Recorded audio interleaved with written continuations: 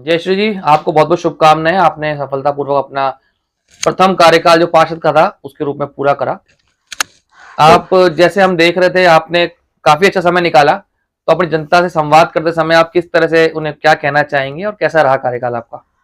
सुमित, पहले तो मैं आपके चैनल के माध्यम से मेरी वार्ड की जनता को बहुत बहुत धन्यवाद देना चाहूंगी कि 5 साल पूर्ण रूप से जनता मेरे साथ खड़ी रह के मेरा सहयोग किया। मैंने जनता का सहयोग किया और जनता ने मेरा सहयोग किया। उसी के आधार पर मैंने 5 साल पूरे सफलतम कार्यकाल के रूप में निकाला। और ईश्वर से प्रार्थना करती हूँ कि मेरी जो वार्ड की जनता है, मुझे ईश्वर इतनी शक्ति दे कि जब तक चुनाव वापस नहीं हो जाए तब तक मैं जनता का सहयोग करती रहूं। हमने देखा कि आपका पार्षद कार्यकाल काफी अच्छा रहा, लेकिन मूल्यांकन करते हैं जब पार्षद कार्यकाल का, तो आपको ऐसे कौन से कार्य लगे जो आपने वादों में और चुनावी घोषणा पत्र में रखे थे वो पूरे हुए, और कौन से ऐसे काम थे जो पूरे नहीं हो पाए? देखिए सुमित, मैं सबसे पहले तो ये बताऊंगी कि मैंने जब चुनाव हुए थे तो जनता को मैं यही कहती थी कि मैं कोई वादा नहीं करूंगी, लेकिन काम करके दिखाऊंगी। और जनता ने जो जो समस्या मेरे सामने रखी, मैं उस समस्या को पूर्ण रूप से समाधान करने का पूरा प्रयास किया। चाहे वो सीवरेज की समस्या हो, चाहे रोड की समस्या हो, चाहे पार्कों की समस्या हो, चाहे लाइट की समस्या हो, किसी भी तरह की समस्या हो। मैंने सुभाष पार्क में जिम लगवाई, पार्कों में मेंटेनेंस का पूरा काम किया, फुटवेव का काम करवाया, ग्रीनरी करवाने का काम करवाया, कलर रिपेयरिंग का काम करवाया, पार्कों में डामर रोड का नवीनीकरण करवाया, जहां सीसी रोड की आवश्यकता थी वो सीसी रोड बनवाई, इंटरलॉकिंग टाइल लगवानी जहां जरूरत थी वो करवाई। जहां पे जिन पार्कों के अंदर बोरिंग खराब हो गए थे, जिस तरीके से सेक्टर 2 सेक्टर 3 के मदन मोहन मालवीय पार्क में काफी लंबे समय तक मुझे, क्योंकि सरकार उस समय हमारी नहीं थी, तो संघर्ष करना पड़ा। और संघर्ष में सफलता मिली। और जैसे ही हमारी सरकार आई तो तुरंत प्रभाव से हमारे विधायक जी, हमारे नगर निगम के द्वारा हमने मदन मोहन मालवीय पार्क में बोरिंग लगवाने का काम करा पुनः। और मधुबन पार्क के अंदर हमने हाईमास लगवाई, स्ट्रीट लाइटें लगवाई। और विधायक कोष के द्वारा जो सेक्टर 3 के अंदर सरकारी डिस्पेंसरी है, उसमें 16 लाख की लागत से हमने डिस्पेंसरी में जो आवश्यकता वो काम पूर्ण करवाया। अनेक काम ऐसे हैं जो हमने काम करने का प्रयास किया। आपने सारे काम करे, लेकिन आप एक शायद काम बताना भूल गए जो अक्सर लोग चर्चा करते हैं। आपने सेक्टर 3 सब्जी मंडी को अतिक्रमण मुक्त करा, कुछ ठेलों पे कार्रवाई कराई लगातार सत्कार तक, इससे आम जन का राह सुगम हुई। वो बताना चाहे वो काम की प्रेरणा कहां से मिली और कैसे लगा कि ये काम करना अंतिम समय पे कार्यक्रम? रिस्क तो रहता ही है, क्योंकि जब इतना बड़ा काम करते हैं तो विरोध का भी रिस्क रहता है, अपनी पार्टी के लोगों का भी, दूसरों का भी। बहुत समय से अतिक्रमण जमा हुआ था, वो काम कैसे करवाया उसको बताइए। सुमित, मैं उस रास्ते से मैं स्वयं भी निकलती थी, हमारे नेता भी निकलते थे, और लगातार मेरे पास में शिकायत आती थी, लिखित लेटर पत्र आए मेरे पास में कि यहाँ पर अतिक्रमण बढ़ता जा रहा है, हमें आने जाने में समस्या हो रही है। और एक बार तो हो गया कि मेरे ही सामने एक बुजुर्ग व्यक्ति ट्रैफिक की वजह से वहां पर स्कूटर से एक्सीडेंट हो गया और उनके लग गई। तो मेरे मन में एक पीड़ा पैदा हुई कि ये अतिक्रमण बढ़ रहा है, व्यापार होना चाहिए, व्यापार की जगह व्यापार भी होना चाहिए, लेकिन इतना भी अतिक्रमण नहीं होना चाहिए कि आने जाने वाले को इतनी परेशानियों का सामना उठाना पड़े। तो मैंने अपने दिमाग में भी सोचा, मेरे मेरे नेता स्थानीय विधायक जी से भी बात करी, आदरणीय सुमन जी से भी बात करी मैंने कि ये हम किस तरीके से इस रोड को चौड़ा कर सकते हैं। तो विधायक जी का भी सहयोग मिला, सुमन दीदी का भी मुझे सहयोग मिला। हमने आपस में चर्चा करके व्यापारी की दुकानदारी भी खराब नहीं हो और रोड भी चौड़ा हो कि, तो हमने आपस में बात करके वहां के व्यापारी ने भी हमें सहयोग करा। और जहां पे अतिक्रमण हटाना था उस अतिक्रमण को हटाकर दुकानों को पीछे करके रोड को चौड़ा करा। जितनी रोड चौड़ी हुई, जहां तक रोड चौड़ा अतिक्रमण था वहां तक आप देख लीजिए, जहां इंटरलॉकिंग टाइलें लगी है वहां तक अतिक्रमण था। उसको हमने पीछे करके उस रोड को चौड़ा करा। और जब लोग आने जाने वाले मुझे भी धन्यवाद देते हैं कि आपने ये काम 40 सालों में किया है, जो जिसने नहीं किया वो आपने काम किया है और लोगों को राहत मिली। यहाँ तक कि दुकानदारों को भी लगा कि ये रोड चौड़ी होने से हमारा व्यवसाय बढ़ा है, घटा नहीं है। कुछ लोगों ने मुझे संघर्ष भी करना पड़ा, कुछ लोगों ने आरोप प्रत्यारोप भी लगाए, वो मैंने बर्दाश्त करे, सहन करा। ईश्वर ने मुझे शक्ति दी कि मैं सहन करूं। मेरे ऊपर बहुत गहरे गहरे आरोप भी लगे, लेकिन उनको नजरअंदाज करके, क्योंकि मुझे पता था और मेरे ईश्वर को पता था कि मैं सही हूं, गलत नहीं हूं। चाहे कितने भी आरोप प्रत्यारोप लगे, मुझे अपने लक्ष्य को हासिल करना है। तो आज आप लोगों के सहयोग से वो रोड चौड़ा हुआ। और वाकई ऐसे कई काम है जो मैं भूल चुकी हूँ। मैंने बहुत सारे ऐसे काम करे, मैंने प्रयास किया कि सीवरेज के क्षेत्र में आपने क्या काम करे? क्योंकि हम देख रहे हैं जब आप स्टार्टिंग में आए थे तो सीवरेज कहा जाता था कि एक सीवरेज के बॉम्ब पे बैठा हुआ है माइनगर का आपको वार्ड, कभी ब्लास्ट हो जाएगा। और वो देखा भी गया, कभी सेक्टर 1 में सीवरेज बह रही, कभी 2 में, कभी 3 में। उस क्षेत्र में आपने क्या क्या प्रयास करे और अब क्या सीवरेज की स्थिति है? सुमित, मैं जब पार्षद बन के आई थी तो मुझे ऐसा लगा था कि मैं सर पकड़ के बैठ जाती थी कि ये क्या हो रहा है। मैंने तो ऐसा कभी नहीं देखा, लेकिन मुझे लगा कि मैं पार्षद बन के आई तो जो सीवरेज की समस्या थी तो पहले से ही, लेकिन उस समय बहुत ज्यादा ऐसी उजागर हो गई, ऐसी परेशानियां खड़ी हो गई, राहत नहीं मिल रही थी। दिन और रात, सुबह रात को 10 बजे से लेके सुबह 6 बजे तक सुपर सॉकर जो मशीन आती है वो जगह जगह सुबह लगाती थी, रात को लगाती थी और सुबह तक काम करवाती थी।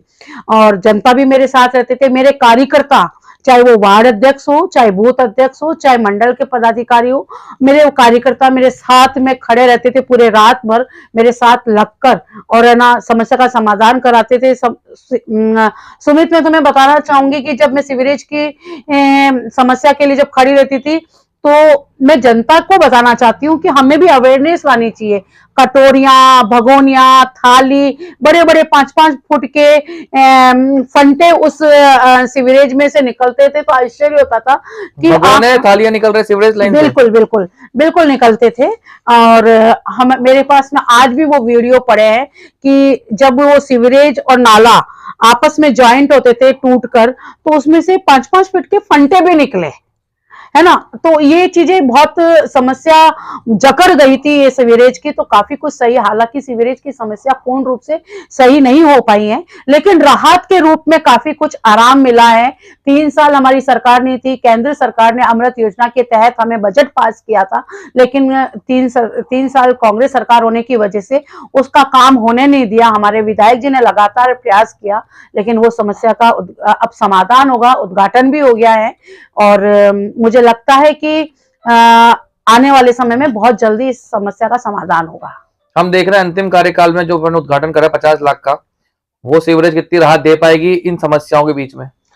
अभी जो उद्घाटन हुआ है 2 दिन पहले, तो मैं बताना चाहूंगी सुमित, 1003 झूलेलाल पार्क वाली जो लाइन है, 1003 से लेकर 1021 तक और 21 से लेकर 1275 तक, ये लाइन जो मेन लाइन है, इसमें सीवरेज लाइन नहीं डलेगी, जो कि 500, 600, 700, 800 और 900 और 1000 वाली जो लाइन है, वो सारी लाइनें इसमें ज्वाइंट होगी। तो मुझे पूरा विश्वास है कि ये सारी समस्या का समाधान यहाँ पे खत्म हो जाएगा। हमने देखा जिस परिस्थिति में चुनाव लड़े थे, वो ऐसा सिनेरियो था, वहां पे सिंधी मांग थी, सिंधी टिकट की, लेकिन उस बीच में आपको टिकट मिलता है, उसके बाद आप विपरीत परिस्थिति में जीतते हैं। तो सिंधी समाज को साधने के लिए आपने 5 साल में क्या काम करा और अब क्या स्थिति है? सिंधी समाज आपके साथ है कि नहीं है? देखिए सुमित, मैं सबसे पहले तो तुम्हें एक बात बताऊंगी कि लोकतंत्र में सबको अधिकार होता है टिकट मांगने का, चाहे सर्व समाज का अधिकार होता है, चाहे वो ब्राह्मण समाज से हो, चाहे सिंधी समाज से हो, चाहे बनिया हो, चाहे कोई भी हो, ओबीसी हो, सबको अधिकार होता है। टिकट एक को ही मिलता है।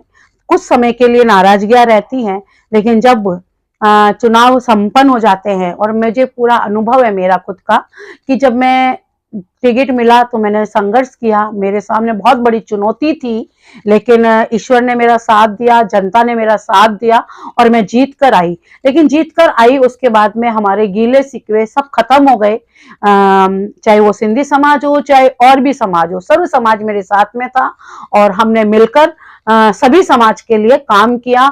चाहे मेरे सामने कोई भी खड़ा हुआ, उसकी मैंने समस्या सुनी और समाधान हुआ, समाधान किया, वो भी मेरे साथ में रहे। लास्ट मोमेंट आज भी वो मेरे साथ में खड़े हैं और अब आने वाले समय में जिसको भी हमारी पार्टी टिकट देगी, हम उनके साथ में खड़े रहेंगे। हम देख रहे हैं कि अब प्रशासक लग चुके हैं, तो जनता में कहीं ना कहीं ये बात है कि उनके जो छोटे मोटे काम होते हैं, मूल निवास साइन करवाना, आधार अपडेटेशन के लिए, जो रोजमर्रा के काम थे आप पास साइन करते थे, वो अब नहीं हो पाएंगे। तो उसके लिए आप क्या प्रयास करेंगे, और अब जो आने वाला टाइम है वो कितना जनता के लिए कैसे रहने वाला है, और आप में संवाद कैसे रहेगा जनता का और आपका संवाद? देखिए सुमित, कल के बाद में आज भी मेरे पास में मेरे वार्ड की समस्या मेरे पास में व्हाट्सएप पे आई और आएगी भी। कुछ लोगों को तो पता भी नहीं होता है कि कार्यकाल समाप्त हो गया है, कुछ लोगों को पता भी होता है, लेकिन मैं आपके चैनल के माध्यम से भी कहा है और मैंने व्हाट्सएप के ग्रुपों के माध्यम से, सोशल मीडिया के माध्यम से भी ये एक संदेश मैंने डाला है कि मैं आपके लिए हर समय तैयार हूँ। हमारे विधायक जी बहुत जागरूक है, सीधा संपर्क रहता है उनका जनता के साथ, कार्यकर्ताओं के साथ में। तो हमारे विधायक जी के द्वारा, प्रशासक के द्वारा, हाँ हमारी सरकार है, हमारी सांसद है, हमारी विधायक हैं, तो पूरा काम कराने का प्रयास करूंगी। मेरे पास में जब जनता आएगी तो मैं उन्हें कुछ न कुछ रास्ता दिखाकर और अपने माध्यम से उनकी समस्या का समाधान कराने का काम करूंगी। आपको कई जिम्मेदारी और भी है प्रदेश की, और हम देख रहे हैं कि प्रदेश जिम्मेदारी के साथ साथ आप पार्टी जिम्मेदारी निभा रहे थे। अब क्या ज्यादा समय आप प्रदेश में दे पाएंगे, जनता के बीच में ही रहेंगे? देखिए सुमित, जब काम करने वाला व्यक्ति होता है और संगठन से जो जुड़ा हुआ व्यक्ति होता है, मुझे कभी ऐसा लगा ही नहीं। मैं जनता की सेवा के रूप में रही जरूर, मुझे कभी एहसास नहीं हुआ कि मैं यहाँ की पार्षद हूँ, क्योंकि मैंने हमेशा जनता के बीच में रही। मेरे कार्यकर्ता को कभी मैंने ये नहीं कहा कि मुझे आप माला पहनाइए। मेरे कार्यकर्ता या मेरी जनता मुझे कभी कोई कार्यक्रम में बुलाती थी तो मैं जमीन पे जाकर वहां आम लोगों की तरह बैठती थी, और संगठन के काम मैं लगातार संगठन का काम करा, तो मुझे कभी लगा ही नहीं कि अब मुझे समस्या पैदा होगी। आज भी मैं संगठन बीजेपी कार्यालय जाती हूँ, संगठन मुझे जिम्मेदारी देता है, वो मैं काम करती हूँ। जनता का भी काम करूंगी, संगठन का भी काम करूंगी। मन में एक जब काम करने की लगन होती है तो व्यक्ति कुछ सोचता नहीं है। अंतिम सवाल ये है कि आपके 5 वर्ष बीत चुके हैं, अब आप जब उस कार्यकाल को याद करते हैं तो ऐसे टॉप 3 काम ऐसे कौन से हैं, कौन से पल हैं जो आपको सबसे ज्यादा रोमांचित कर देते हैं पार्षद कार्यकाल के दौरान? सबसे पहले तो मुझे रोमांचित वो करता है कि जब सीवरेज की समस्या थी बहुत ज्यादा, तो हम रात को 10 बजे से सुबह 6 बजे तक हम काम करते थे। तो मेरे कार्यकर्ता, चाहे मेरे वार्ड अध्यक्ष हो, चाहे मेरे बूथ अध्यक्ष हो, चाहे वो पुरुष हो चाहे महिलाएं, मेरे साथ में रहती थी। और सर्दी का कड़ाके की सर्दी पड़ती थी और हम लोग अलाव लगाते थे लकड़ियों का, और मूंगफली और गजक जब हमारे आसपास के लोग घरों में से निकलकर हमें देते थे, बहन जी खाइए, और चाय बनाकर देते थे, तो ऐसा लगता था कि एक परिवार, लगता था कि पूरा परिवार मेरे साथ में है, और बहुत आनंद आता था काम करने की। क्योंकि वो एक जब गुड़ की गजक और अलाव और चाय जब घरों में से निकलकर मेरे सामने आती थी हम सब के लिए, तो लगता था कि काम करने का आनंद ही अलग है। जनता के बीच में धरातल पर जुड़कर आप काम करोगे, एक नेता बन के काम नहीं करेंगे, तो आपको जनता बहुत बड़ा आशीर्वाद देती है। दूसरा और तीसरा दूसरा जब सब्जी मंडी के अंदर मुझे संघर्ष करना पड़ा, मुझे आरोप प्रत्यारोप भी लगे, और जब सफलता मिली और उसके बाद में पक्ष के साथ साथ हमारे विपक्ष के लोगों ने आपके चैनल के माध्यम से मेरी इस जगह के लिए वाह-वाह करी, तो मेरा हौसला बुलंद हुआ कि जनता पक्ष और विपक्ष को नहीं देखती है, काम को देखती है। तो मुझे ये एक चीज लगी कि काम करने का फल अपना आप मिलता है, किसी को कहने की आवश्यकता नहीं होती है। दूसरा, एक मुझे तकलीफ हुई 5 साल में कि मैंने बहुत प्रयास किया कि अतिक्रमण नहीं होना चाहिए, कचरा नहीं होना चाहिए। 5 डिपो मैंने हटाए। आदर्श विद्या मंदिर स्कूल के बाहर जब मैंने सबसे पहले डिपो हटाने का प्रयास किया, तो मेरे ही कुछ लोगों ने मुझे ऐसा कहा कि हमने बहुत प्रयास किया, ये हटने वाला नहीं है। तो मैंने कहा कि भाई साहब, छोटा सा प्रयास मैं भी कर लेती हूँ। तो मैंने उसको एक इशू बनाया, प्रेस्टीज इशू बनाया कि ये काम होना चाहिए। और जब व्यक्ति मन में ठान लेता है तो उसमें सफलता मिलती है, ये मेरे मन में मुझे एहसास हुआ। वहां मैंने सफाई कराई, इंस्पेक्टर को बोला तो सफाई करा के मैंने वहां पाउडर, डीडीटी पाउडर डलवाया और वहां मैंने एक गार्ड बैठाया। तो आज उसका नतीजा ये है कि वहां पे आदर्श विद्या मंदिर स्कूल के वहां से डिपो, कचरे के ऊपर से लोग निकलते थे, वो डिपो नहीं है। लेकिन तकलीफ मुझे इस चीज की है कि वहां मैंने डिपो हटवाया, लेकिन अतिक्रमण के लिए नहीं हटवाया था। वहां के लोगों ने अतिक्रमण कर लिया अपना, चाहे वो थड़ी ठेले वाले हो, चाहे काम इस तरीके से करा। तो मैं जनता को आपके माध्यम से एक संदेश देना चाहूंगी, आप लोग काम करिए, अपना घर को पालिए, लेकिन आम रास्ते के लिए भी आप सोचिए कि अतिक्रमण बढ़ने से एक्सीडेंट होते हैं और फिर कभी कोई कार्रवाई हो जाती है तो आप जनप्रतिनिधि को दोष देते हैं। तो ऐसा ना करें। मैंने बहुत सारे पीछे रात भर मेरे कार्यकर्ताओं के साथ में, मेरे वार्ड अध्यक्ष के साथ में, मेरे बूथ अध्यक्ष के साथ में, जो कचरा थड़ी ठेले वाले हैं, चाट पकौड़ी वाले हैं, मैं उनके पीछे घूमती थी, गाड़ी के वो कचरा कहाँ फेंकते हैं, फिर उनको पकड़ती थी और उनसे वापस कचरा उठवाती थी और दूसरी जगह। तो इस तरीके से मेहनत करके हम लोगों ने, सबने मिलकर, मैंने अकेली ने मेहनत नहीं करी, मेरी पूरी टीम ने मेहनत करी और उसी का नतीजा है कि आज हमने काम किया और सफलता मिली। बहुत सारी चीजें, जिम लगवाई सुभाष पार्क के अंदर, हाई मास्क लगवाया मधुबन पार्क के अंदर। एक आज हमारे बीच में नहीं है, 3 सेक्टर में एक बहुत बुजुर्ग व्यक्ति हुआ करते थे, सियाल जी भाई साहब, वो हमारे बीच में नहीं है, लेकिन वहां पर एक मकान था, खाली मकान था और वहां पे लोग कचरा फेंकते थे। वो मुझे बोलते थे, बहन जी मैं अपने, हमारे सहयोग से हम लोग इस पे तारबंदी तो करा देंगे, लेकिन इसकी सफाई करवाइए। अब मैंने सफाई करवाई, इंटरलॉकिंग टाइलें लगवाई। आज वहां के लोग मुझे बहुत धन्यवाद देते हैं कि आपने हमारी समस्या का समाधान किया। मैंने पूरा प्रयास किया सब जगह काम करने का, लेकिन कहीं न कहीं इस जनप्रतिनिधि के पीछे जनता का सहयोग नहीं होगा तो जनता अकेले काम, जनप्रतिनिधि अकेला काम नहीं कर सकती है। सफाई करवाते हैं, मेरा अनुभव है, खड़े रह के सफाई करवाई, लेकिन जनता जब कचरा फेंक कर, खुद थैली भरकर और रोड पर फेंक देती है तो एक जनप्रतिनिधि निराशा की अवस्था में आ जाता है कि मैं काम करवा रही हूं और या करवा रहा हूं, लेकिन यहीं की जनता कचरा फेंक के जा रही है।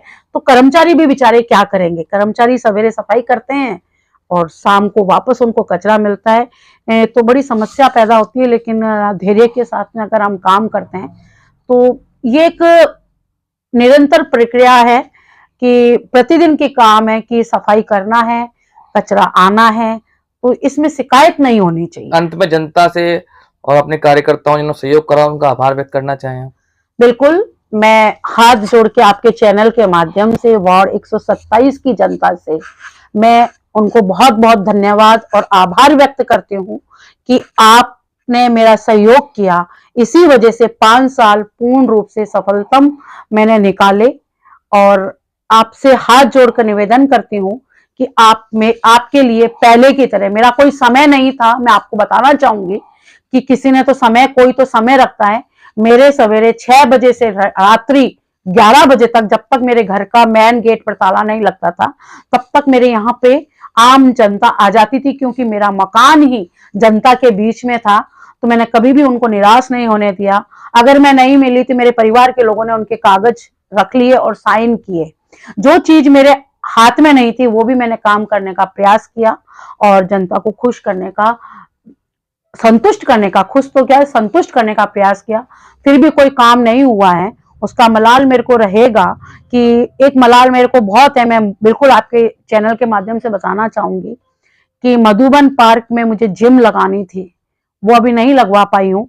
तो लेकिन मुझे लगता है कि ये आने वाले चुनाव से पहले ये जिम लग जाएगी।